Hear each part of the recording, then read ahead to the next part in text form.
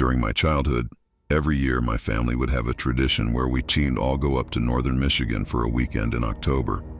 Our Uncle Jim used to own a 4-acre property up there. The house on the property could fit a lot of people, with 5 bedrooms and 3 bathrooms. 2 bedrooms were set up for my cousins and my siblings, so my brother and sister in one room and our 4 cousins in another room. The other rooms were for all of our parents. My Uncle Jim has always been a big hunter and fisherman. He'd go on camping trips specifically for hunting all around the country. My dad has gone camping with him a few times, even though he's an animal lover and would never harm a fly. Part of the 4 acres that my uncle owned was a big chunk of forest. He marked a lot of trees with red paint to mark the property line. Beyond that was just forest owned by the county. I don't know, the nearest house in that direction was probably miles away. Me, my brother Adam, and my cousins Jake and Joe all came up with an idea at lunch when our dads were talking about hunting. We wanted to go camping in the woods that night. Our dads were on board with it. They were definitely already kinda drunk, so more likely to say yes to stuff. Our moms weren't as on board, but they didn't directly say no, so my dad and Uncle Jim took the 4 of us into the woods with a tent. My girl cousins and sister were not involved in this. It was just us boys. They led us into the woods, and when Joey, the youngest of us, started complaining that it's too far, they started laughing. That's how our dads are when they're together, especially when they drink. They loved messing with us as kids. Speaking of ages, I'm oldest. At the time, I was around 13, Adam and Jake were around 10, and Joe was around 9. We went beyond the property line, as there was this small clearing in the woods with a bunch of soft, green, mossy-looking stuff that my uncle referred to as deer beds, and he was pretty sure he said it was perfect for a campsite and that he has used it before. My dad and Uncle Jim kind of gave us a half-drunk lesson on setting up a tent. They made us help out so that it wasn't just them doing all the work. It was a really big tent, big enough for 4 people, especially kids. Once it was set up, we put our sleeping bags inside. We did this during the day because obviously it was infinitely easier than doing it at night. After all of that, we went back to the house and played games outside until dinner time. At dinner, our moms again expressed that they weren't fans of this idea, that we were too young to be out in the woods alone. Our dads insisted that we'd be fine. And I remember my dad making a joke that we'd be close enough for them to hear our screams if something were to go wrong. It wasn't until later on that our dads led us back into the woods to the tent. We all had flashlights and extra blankets since it was cold at night. I also brought a deck of Uno cards for us to play. When we all got situated in the tent, my dad and Uncle Jim left back to the house.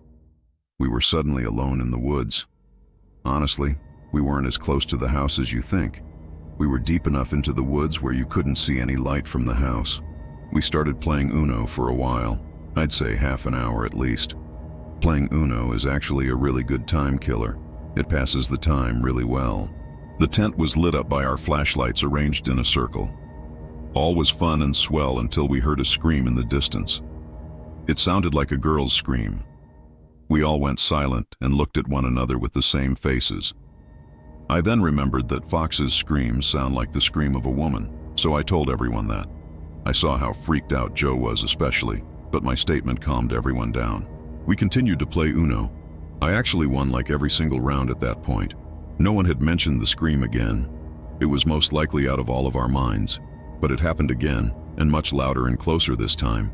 This time it sounded a lot more human. We all went silent again. This time even I was freaked out. Joe looked like he was going to cry. I told everyone to turn their flashlights off. We crawled to our respective sleeping bags and sat in the darkness. None of us had the courage to run out into the woods back to the house. It is that fear of running and being chased and just catching the attention of whatever was out there with the sound of our footsteps. Somehow, hiding inside of a cloth tent felt like the safer option, so we waited and waited in silence. We still whispered amongst each other, wondering if it could still be a fox. I was truthful and said, "I don't know, hopefully." I don't know who heard it first, but we all sprung up and looked at one another again when we heard very fast footsteps crunching the leaves, approaching the tent. Then they stopped, and there was an ear-piercing, gut-wrenching scream that sounded like a girl or woman's scream. It was right outside the tent, and the tent started shaking violently. All of us started screaming. Jake and Joe were screaming in fear, while my brother and I were screaming stuff like, "Get out of the tent!" I unzipped the door to the tent, and one by one, we all ran into the woods with our flashlights on. The run back to the house was the most on-edge moment of my life, like a life-or-death kind of feeling.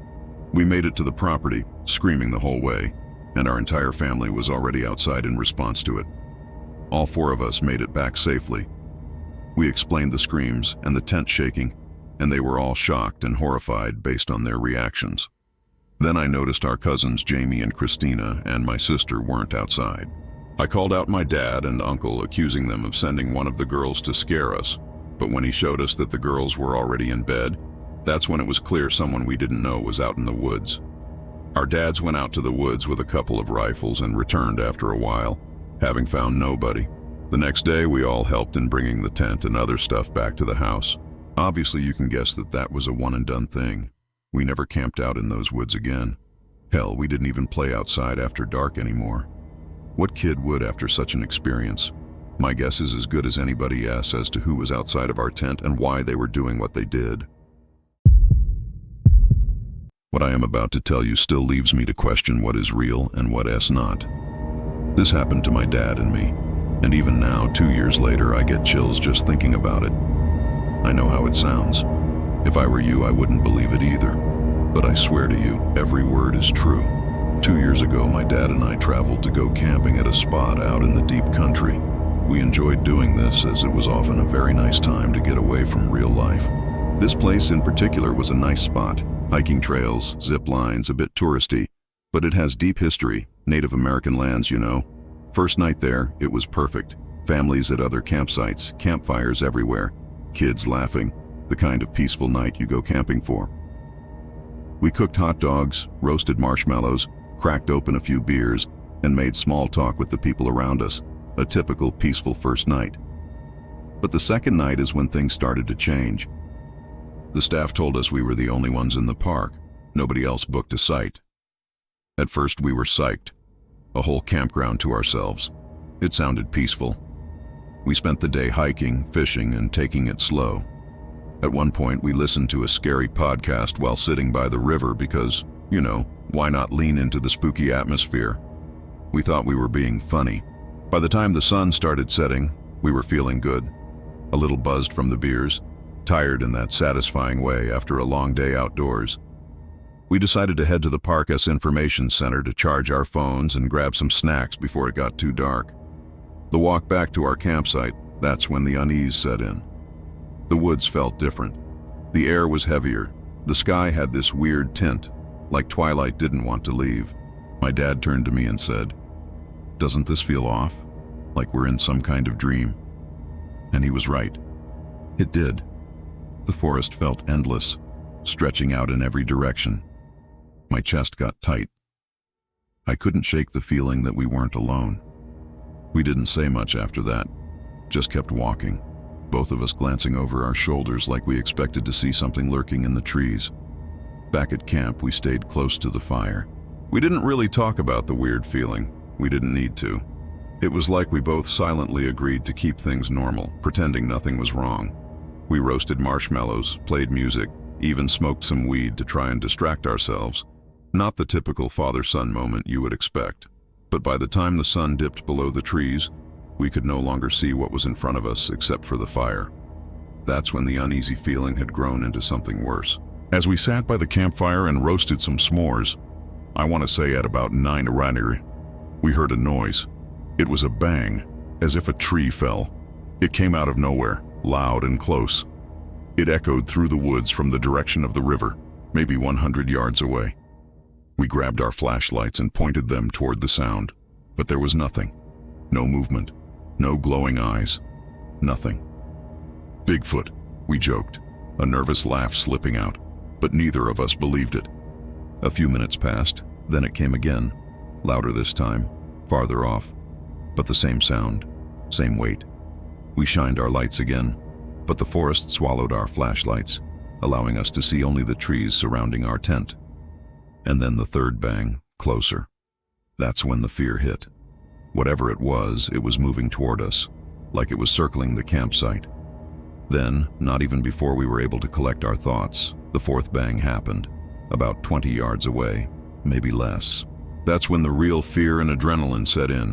Whatever high I had going from the weed was now long gone. My dad turned to me with his eyes wide. I saw the fear in his face. We agreed to get in the tent. We quickly scrambled and threw the last of the firewood onto the fire, hoping the flames would scare off whatever was out there. Then we scrambled into the tent, leaving everything else behind. I ran inside of the tent and quickly dropped to the ground, lying flat. My dad, moving a little slower, followed right behind me. As he was about to get into the tent, that's when the loudest bang happened. So close it felt like the ground shook. My dad froze, staring out into the dark. I said his name, grabbing his attention as he stared in shock, then quickly jumped into the tent.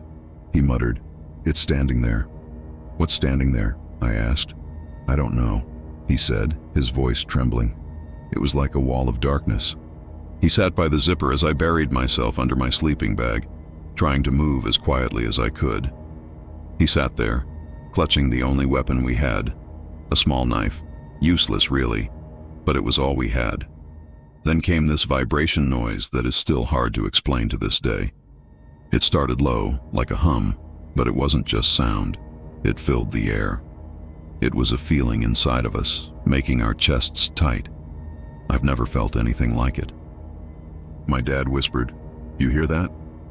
I couldn't answer. I just nodded, too scared to make a sound, with the feeling as if we were being hunted. This went on for about 5 minutes as we sat in silence, and then this other sound. It wasn't an animal, and it wasn't human. It was this guttural, alien-like noise, as I like to put it.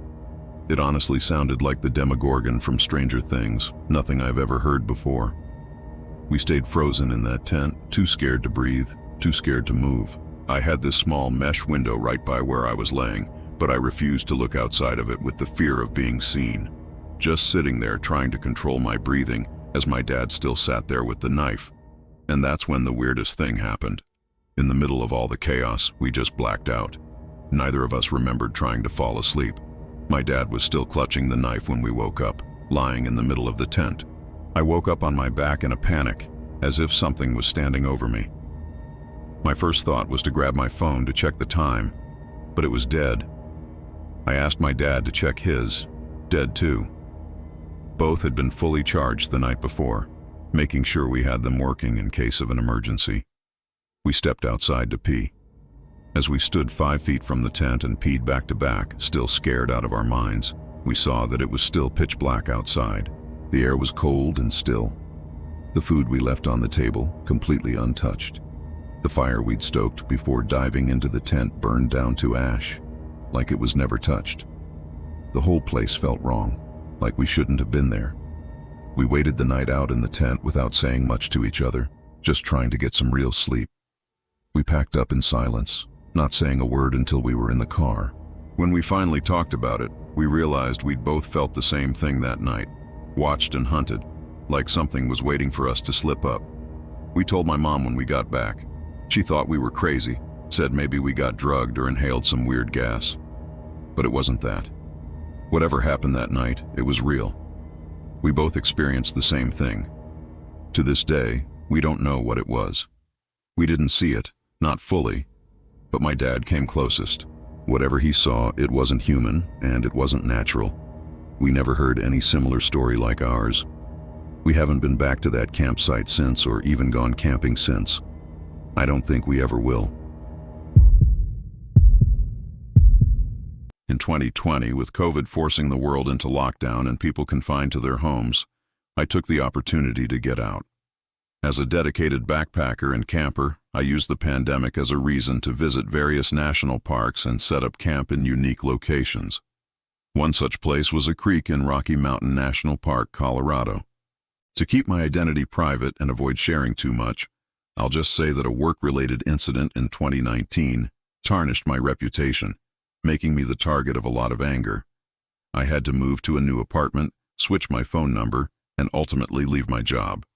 The mistake I made caused a good number of people to lose a lot of money, so the shitstorm was expected. I just didn't know how far it would go. I was literally getting harassed by different random numbers for a while. Some texts were even threatening. I didn't know if they were from the same person or different people each time, but I considered the possibility that it was one person texting me from a bunch of different numbers. For a while, it seemed to stop, and I was grateful that people seemed to lose interest or just move on. I wasn't working around this time. I was taking time to myself, hence another reason I was traveling around to different national parks. I drove the 3 hours to Rocky Mountain National Park, parked my truck, and started my hike up the trail to the creek. There was nobody else there. I'm sure that was because this was right when the lockdown started, and people were taking it very seriously and not leaving their houses. That, and it was also still wintertime. There was a thin sheet of snow on the ground, hard enough that it made that loud crunching sound with every footstep. After a little while, I made it to the creek, and it wasn't frozen, it was still flowing. It was incredibly peaceful, and this was a detox I needed from the stresses of my life at the time. I found a place a little ways off the path to set up camp. After the tent was set up, I chopped up some wood, started a fire, and cooked some sausages on the stove. Then I started reading my book by the fire. After finishing a few chapters, it was getting dark out. Thank God for headlamps. I rolled a joint and started smoking it. After a few hits, I felt my phone start going off. Honestly, apart from my family, I don't have a lot of people texting me, so I pulled out my phone from my jacket pocket and saw a bunch of texts from an unknown number. My heart skipped a beat when I realized it was happening again.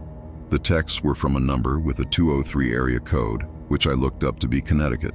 Whoever it was texted me saying, "How's your camping going, buddy?" The second text said, "It's beautiful out here." The third text said, "I see why you came up here." My default reaction was to respond, "Who is this?" If they simply left it at, "How's the camping going?" I would have assumed it was a family member, but they were sending messages as if they were here with me. The weed had already entered my system, and I was definitely high. This did not help my anxiety one bit. I felt extremely paranoid and started looking around me, standing up and doing a complete 360, looking in every direction out to the increasingly darkening woods. I went to get my P365 handgun from my bag, just to make me feel safer. Usually I'd put a fire out before calling it a night, but as paranoid as I was feeling now, the thought of being in total darkness freaked me out. I went into the tent and crawled onto my sleeping bag. I stared at my phone at the texts, waiting for a response, which didn't come. Minutes dragged on, and I just wanted the weed to wear off. Honestly, I still had my headlamp on, so I tried to continue where I left off in my book, but between being high and my mind being stuck on those texts, I was kidding myself thinking I could read. I decided to just watch YouTube videos on my phone to pass the time. I didn't feel comfortable going to sleep just yet. I was watching some murder documentary on YouTube. I know, a pretty interesting choice considering the setting. And when I least expected it, I got another text, a response to my question before. They responded, "Doesn't matter anymore." My heart started racing all over again. I replied back, "How did you know I'm camping?" But once again, no response. After this, the anxiety of the situation was weighing heavier and heavier on me. Was this a prank by a friend or family member, or was this one of those people harassing me again? But if it was the latter, how would they know I'm camping? That's the really uncomfortable part. I managed to kill an hour just watching videos on my phone, and I noticed the glow from the fire outside was growing dimmer and dimmer as the fire died down to almost nothing. In the wintertime, without the sound of bugs, the woods are dead silent, apart from wind on a windy night. The second the video would stop playing, the silence would become deafening. Usually, I'd embrace the peace, but my peace was completely disturbed because of these texts. Something then broke the silence. The unmistakable sound of human footsteps in the snow. They approached my tent until they were only maybe 6 feet from outside the tent. Then the footsteps stopped. There was suddenly a flash from outside. It looked like someone briefly shined a flashlight at the tent, or they took a picture. I had my answer soon enough. I heard the person walk away now, before their footsteps slowly faded out to silence, and as I expected to happen in the back of my mind, my phone dinged and vibrated, and that number sent me a photo. The photo was of my tent.